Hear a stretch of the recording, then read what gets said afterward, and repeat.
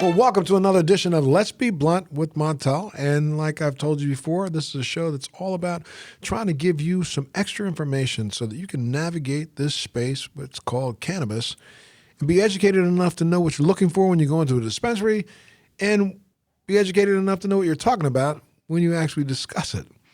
And today we have an opportunity to talk to a person who's really embodies that idea of educating people on cannabis.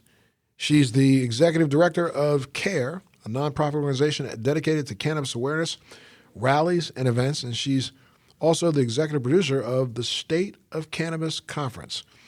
She became personally involved and a personal advocate when she herself suffered a injury that was a severe head injury and spine injury, and since then has understood the benefits of cannabinoids and cannabis as a not just a way of life, but a way of healing. So please, I'm so happy today to have Susan Soares on the show. Thank you so much for being here, Susan. Thank you for having me. Absolutely. Let's back up and tell your story a little bit, because I kind of just glossed over it. But what I find so interesting about you is that you grew up in the Mormon faith. Yes, I did. A faith that is really, in some ways, known as the antithesis of a person who is a cannabis user, and had your own views steeped in religion about cannabis, but it took that life-changing event to turn you around. And let's talk a little bit about that. What was that life-changing event? Well, I literally had the sense knocked into my head. I was a leader in the church, and I was Young Women's president. And we were playing, the teenagers, we were playing broom hockey in the gym, and I was getting ready to score my third goal. And so this kid tripped me, and I slammed into the cinder block wall with my head, knocked me unconscious, broke my eardrum. I woke up to all these kids standing over me, and somebody said, "Is she dead?"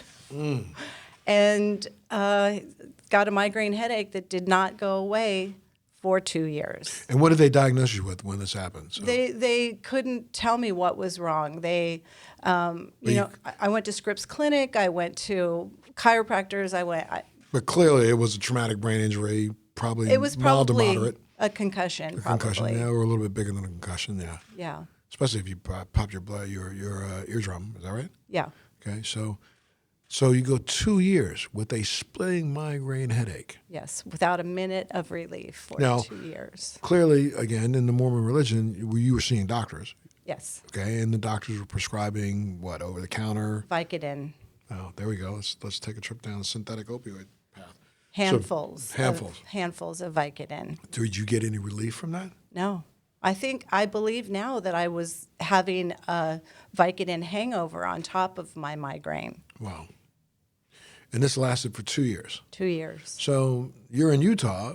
How the devil do you get someone to suggest to you that cannabis? Oh, no, I wasn't in Utah. Okay, you were, okay. I was in San Clemente. Oh, okay. Yeah. So then, but you're still a practicing Mormon. Oh, yeah. I was a leader in the church. So how did you get introduced to someone, or how did someone come up to you and say, I think this cannabis stuff might work for you? How did you find out about it? My next door neighbor had a garden, and I was a single mom at the time, and I loved to garden.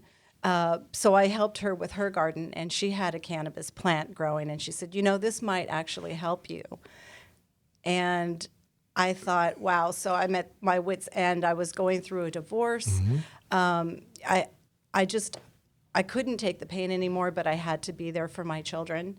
And I knew that if I tried it and it worked, I would lose my community, because that's all I had. I wasn't friends with anyone other than Mormons. But I'm sure when she said, well, I think this stuff I'm growing right here might help you, went, no, not me. I can't do it. I'm not going to do it. No, I was desperate. I was like, if I didn't have my children, I would have ended my life. I was in that much pain. Okay. 2 years with not 1 minute of relief. I was over it. Got it.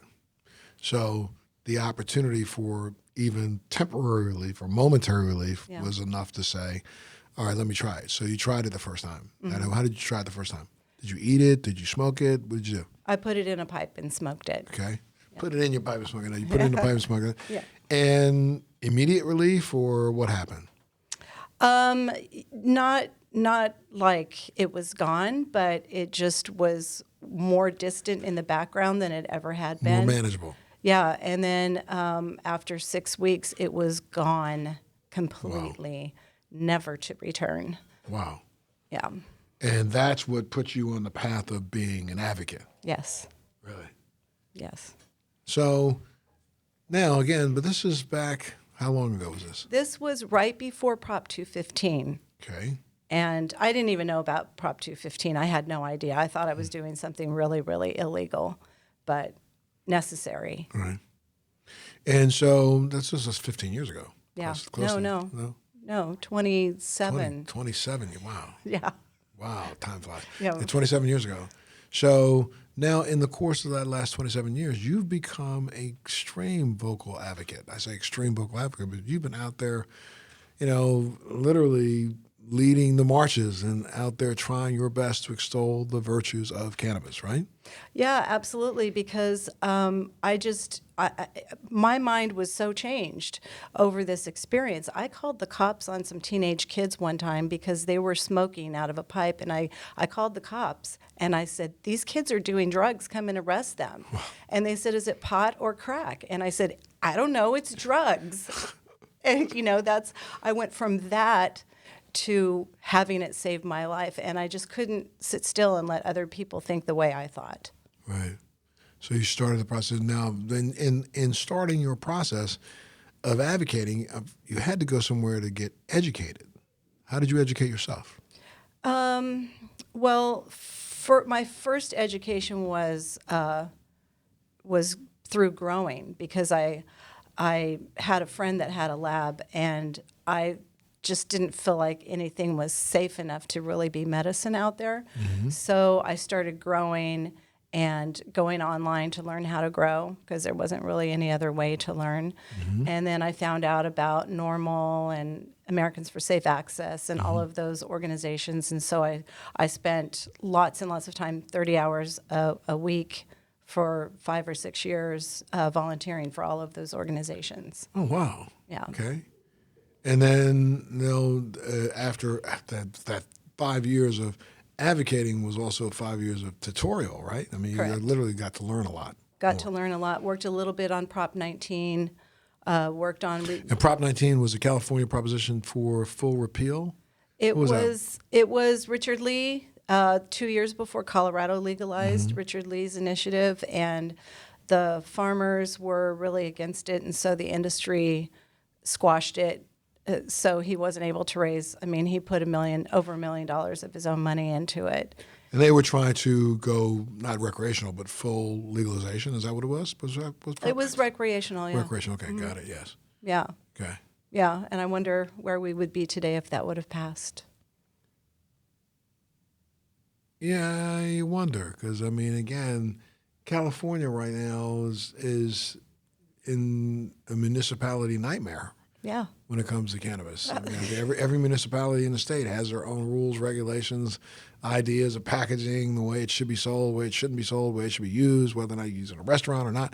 It is a little bit on the crazy side. It's a pot mess. Yeah, absolutely. California, and I can say that now, but I can't say it at my conference because we're going to try and be really positive. But it's a mess. The local elected officials are the bottleneck in the rollout of the regulated industry. Mm-hmm. Over 2/3 of our local governments have bans on commercial cannabis activity. Right. How does that work? Yeah, how does that work? It doesn't. And a third of them don't. It doesn't. Yeah, well, look, tell me a little bit about the C.A.R.E organization. So after volunteering for all of those organizations, I didn't really find a place where I felt like my talents were being utilized. So I thought, I wonder if I could just start my own nonprofit organization. And I filled out the forms, and they gave me a 501c3 status. I did never expect to get it because the name of my organization has the word cannabis in it. But I did get it, and I just set out to do what I can do personally, which is I'm really good at organizing and throwing events. And so C.A.R.E's mission is just simply to help people to create awareness of the benefits of the cannabis plant. Mm-hmm. And I do that by, I have an event during the second weekend of Coachella. It's Okay. called the Green Oasis. I've done it for the last 5 years. And the reason, what I do is I gift the artists. I get a big estate, and I invite all the artists that are performing to come over and get bags full of cannabis and get cannabis education. And hopefully they have millions of fans. Sure. So they can help spread the word. Right. As a matter of fact, you're prepping for your conference now, are you not? Yes, I am. When is it going to be? Maybe go ahead and throw out the information so people know now. Not only do you invite artists over, but do you also let the public come to this event? Oh, there's two separate events. Okay. That's Green Oasis. What's coming up right now is the State of Cannabis. It's a conference. It's a 2-day conference, and I bring together elected officials, Okay. industry leaders, and regulators with high-level panels and Q&A, because getting the elected officials that are regulating in really smart and sustainable ways together with local elected officials that don't understand it and are afraid of it, and we get them all in the same place and we talk about it and hopefully influence local governments to open up, because When is that going to take place? Go ahead and give out the information right now. So it's November 15th and 16th in Long Beach. November 15th, 16th, where in Long Beach? It's at the Loft on Pine.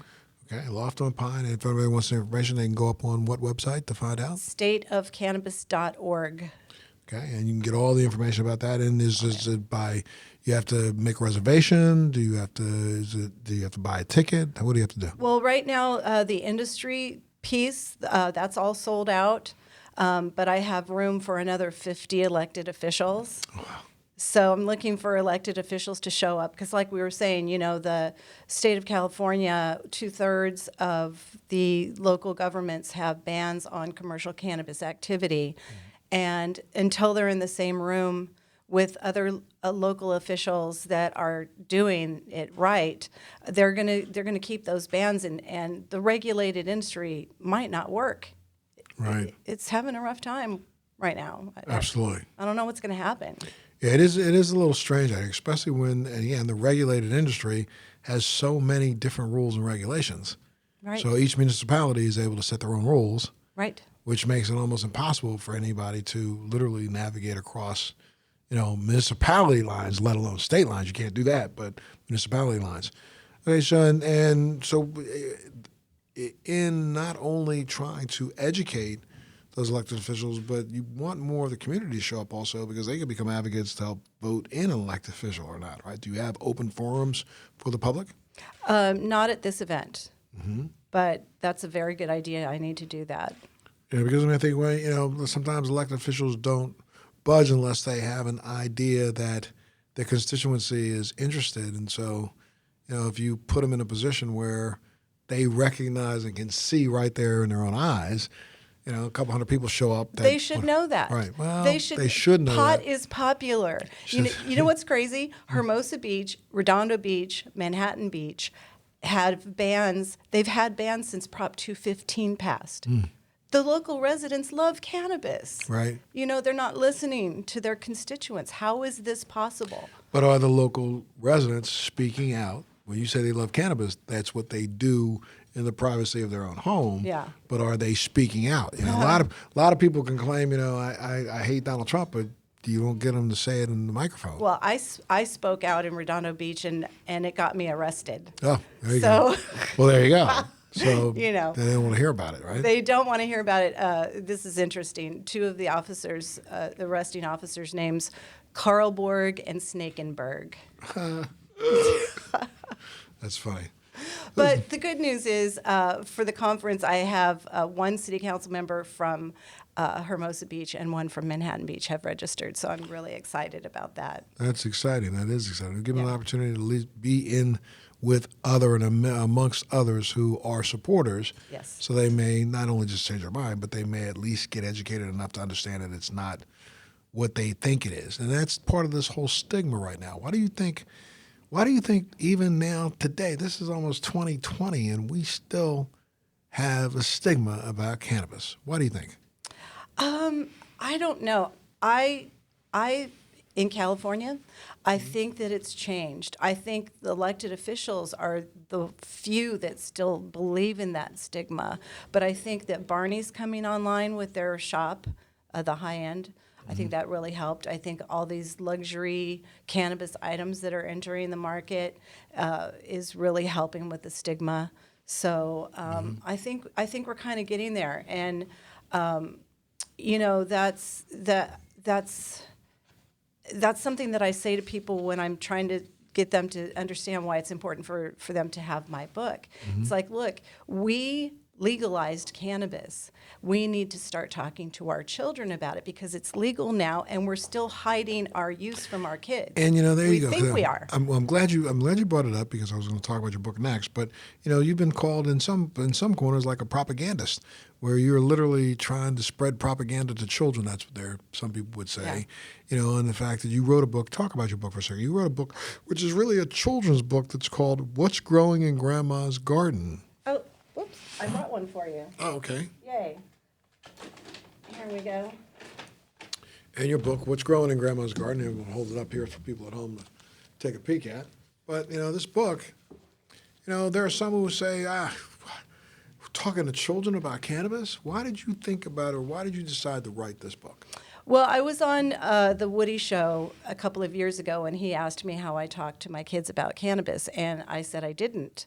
It was a different time back then, but it still bothered me that I didn't have a good answer. So I spent a year interviewing people about how they talk to their children about cannabis, and the bottom line was that they weren't, especially people in the industry. Right. And I kept saying, hey, you know, it's legal now. We need to talk to our kids. I interviewed this one mother. She had a group of friends that they get together every Saturday. They have kids the same age, and they sit around and they binge drink all weekend. And she would like, and the kids, you know, she's got a younger daughter that started when she was 18 months old, started drinking, stealing people's drinks and drinking it and getting drunk.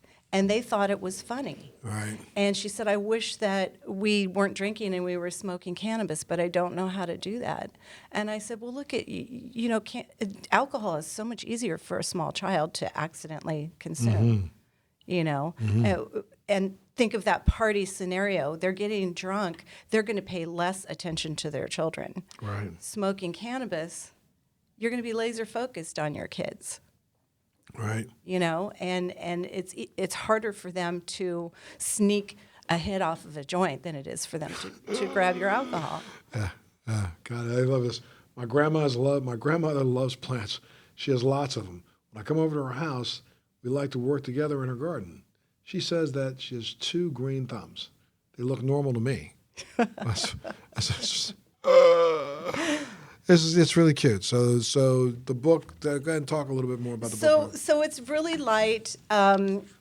It's beautifully illustrated. I hired an amazing artist, and it's just a conversation starter. It isn't preachy. It's meant for a very mainstream international audience. And at the end of the book, the family's having a barbecue, and the grown-ups are drinking wine, and the kids are playing games, and Grandma's downwind, 25 feet away from the kids, and she's smoking a joint. I don't say anything in the words about Grandma doing that, and you can kind of miss it. Sure. Looking at it, it's a very small piece of the illustration, but if the parent chooses to go there and talk about it, then they can. Or if the child is curious and asks about it, then they can. You can go as deep or as light as you want. There she is. Yeah, there she is. Grandma's way over here in the corner by her greenhouse. It says that there's a line here that says, Grandma has some plants that are extra special to her. She keeps them locked in her greenhouse. She says it's called cannabis. She uses it to make medicine and relax. Yep. So it's just really just putting out just enough information to desensitize, but destigmatize the idea of cannabis with children. Yes. Yeah, there's a page in there where the grandson's asking why are some things just for grown-ups? Mm-hmm. And that's an opportunity for the grown-up to talk about all kinds of grown-up things. Right. But Grandma takes him outside, and they go on the sidewalk, and they get the chalk, and she draws the brain, and she talks about all the wonderful, amazing things that his brain does, and he decides that he wants his brain to be like a supercomputer when he grows up. Mm-hmm. So, that it's just, like I said, it's a conversation starter. So how is the book doing? How is it doing nationally? I have no idea. Mm-hmm. I have no idea. I never meant to be an author, Mm-hmm. and I don't know what I'm doing. They told me at Book Baby that I won't get a report from Amazon until the beginning of December, my Okay. first report. Mm-hmm. I know that they ordered 225 books, and they just reordered another 25, so I'm thinking maybe, It's moving. I don't know. A lot of people have told me that I'm a little early on this, that people aren't really ready for this, but I think there may be more people ready than you think, considering the fact that we have 34 states in the District of Columbia that have some sort of cannabis law right now. So there's a lot of people who are interested in this topic. yeah, but the thing is, we're not talking to our kids. Correct. And if We're not talking to each other. we're not talking Right, to right. anybody, but if we think that we're hiding our cannabis use from our children, they know. Absolutely. All they know is that you're hiding it. Right. Why are you You're hi- hiding it? You're hiding something. Yeah, you're Yeah, hiding absolutely. it. Yes. So what are you teaching them? Right. How to be dishonest, how to hide things from you. Right, Absolutely. exactly. And so now, what are you hoping will happen again? Since I'm saying, how's it doing, and we don't know yet, but what are you hoping is going to happen? Well, my dream always has been, for the last 15 or so years, is to get people to grow a cannabis plant. Because I believe that once you grow a cannabis plant, that you will love cannabis even more, because it's just such a miraculous plant. And you might also get interested in just gardening in general, But for sure, I feel like people will love cannabis more once they grow it. And yes, it is a weed, but it's awfully hard to grow the super danky dank. Right. So I think that, it's time consuming, and you've got to watch it. And I think that people will ultimately just care more about who's growing their cannabis for them, respect their farmers a little bit more. So my goal is to get everybody growing cannabis at least one time in their lives. And hopefully this book will inspire that. And from an advocacy standpoint, now you have the conferences coming up, and then your second event is during Coachella, right? Correct.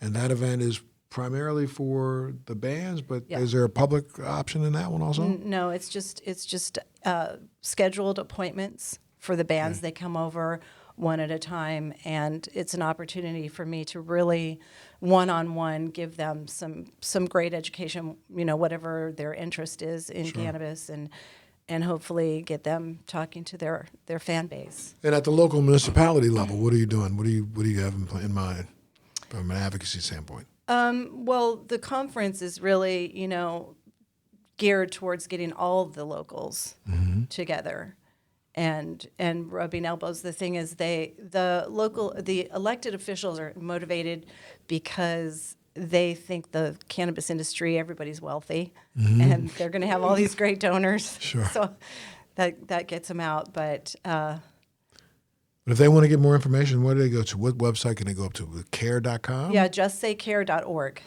Justsaycare.org. Yes. Okay. And that's my Instagram handle too, That's your Instagram handle. and okay. Facebook. All right. And if they want to try to get the book right now, they go up on what website? Amazon. Up on Amazon. Yep. And Amazon has it right now. It's called What's Growing in Grandma's Garden, written by Susan Soares, Yes. right? Yep. So you can go up and get a copy of that. And this is a really good opportunity as a conversation starter with your children. And probably children, 7 or 8 or older, right? That's what you're geared towards? Well, my grandson is 5, and my other grandson, I've got 5 grandkids, and they're all under the age of 8. So, I read it to them. Got it.